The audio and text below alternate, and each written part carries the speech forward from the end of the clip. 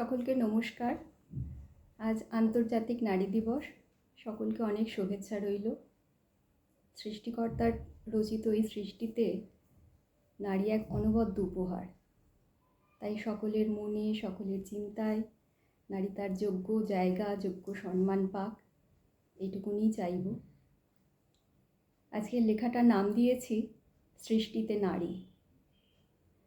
আমি নারী, আমি অনন্যা, বাবার কাছে রাজকন্যা, স্বামীর ঘরে অপর্ণা। সৃষ্টিকর্তা সৃষ্টি করার সময় আমার মধ্যে উজাড় করে দিয়েছেন রূপ, গুণ, ধৈর্য, মেধা, বোধশক্তি, কোমলতা, অভিমান, অধিকার, অহংকার, আর দিয়েছেন ধারণ করার শক্তি। মা দুর্গার মতো 10টা হাত হয়তো আমরা পাইনি, তবুও এই 10টা শব্দ আমাদের মানব অবয়বকে সোজা করে রাখার ক্ষমতা দিয়েছে। প্রতিষ্ঠা পেয়েছি নারী রূপে। মাতৃরূপে পুজো পেয়েছি, লক্ষ্মীরূপে ঘরের মেয়ে হয়েছি, শক্তিরূপে স্বামীর সহধর্মিণী হয়েছি, জননী রূপে সৃষ্টি করেছি জীবন, সরস্বতী রূপে হয়েছি সারদা, অন্নপূর্ণা রূপে সামলেছি রান্নাঘর, আর কালী রূপে প্রতিবাদ করেছি অন্যায়ের।